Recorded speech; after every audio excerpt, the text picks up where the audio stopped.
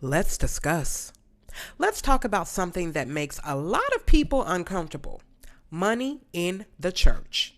Tithing. Offering. For some people, it's a spiritual discipline. For others, it feels like manipulation. Let me just see by show of hands what God is asking you for. You've never given an offering that big before. Let me see. If you believe in God for your business to make $1 million, it could be a $10,000 seed. If you believe in God, it could be a $20,000 seed. I'm just going to tell y'all, it's already in writing. I'm believing God for 7 people to give a $20,000 seed. I know they're going to have this on the internet, but I don't care. Somebody going to hear it and they're going to give the 20,000. I'm believing God for so many of you. I don't know the number right offhand, but I'm believing God for a number of you to give a $10,000 seed, a number of you to give a $5,000 seed.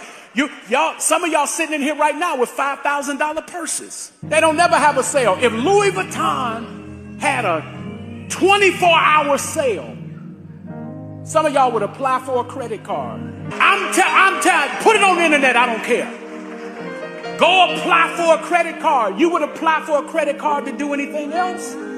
Go get you a credit card so you can obey God. You've probably heard things like, if you don't tithe, you're robbing God, or sow a seed and God will multiply your money. And because of that, a lot of people have one big question. Is tithing still required, or has it been misunderstood? I got paid. My tithe is what? 100. So, man, I got to pay my daycare. They're going to kick my kid out. Here we go. All right. Also, I need to pay my phone bill because T-Mobile about to cut me off. Grocery. My kid's hungry. Oh, the Lord. Oh. Here's the Lord. Here's your $100, Lord. Thank you. And then here's my mortgage payment. Now, you say, well, Pastor, that's good. That's not good. Now, see, here's the difference. I'm helping somebody right now, because if you just switch the order, you will see some increase come. Most people do what I just did. Watch this. They gave a tenth to the Lord, but they didn't do it first. We gave him a tenth, but this is how you can give a tenth and not give it first. But the scripture says the first one is what? So I done gave my money to somebody, holy money. I done gave it to the phone bill people. And you only give the 10th first to somebody who can bless you. So let me y'all give me my money back. Give me that. Give me this. Give me this. Give me this. Give me this. Thank you. Thank you very much. Now, this is what should have happened. So who should I give to first? The Lord. Switch places with somebody, Lord. So it don't matter where the Lord is on this. What matters is if whatever comes out first belongs to who? Okay, so here you go, Lord. And so watch this now. As I begin to pay other things, and let's say now it looks like I'm coming up short, God is obligated at that point to supply all of my need, because he's supposed to do that because I've honored him with the first. Let's start with the truth. In the Old Testament, tithing was very clear. In Malachi 3, verse 10, it says, "Bring the whole tithe into the storehouse, and see if I will not open the windows of heaven." A tithe literally means 10%, and it was part of the law given to Israel to support the temple and the priest. But here's where the misconception comes in. Many people take Old Testament commands and apply them directly to New Testament believers without understanding the full context. See, when Jesus came, he fulfilled the law. But that does not mean giving is no longer important. In fact, the New Testament shifts the focus from obligation to heart posture.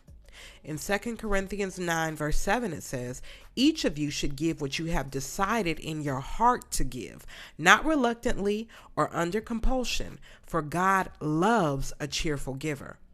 That changes everything. Giving is no longer about pressure. It's about willingness. It's not about percentages. It's about priority.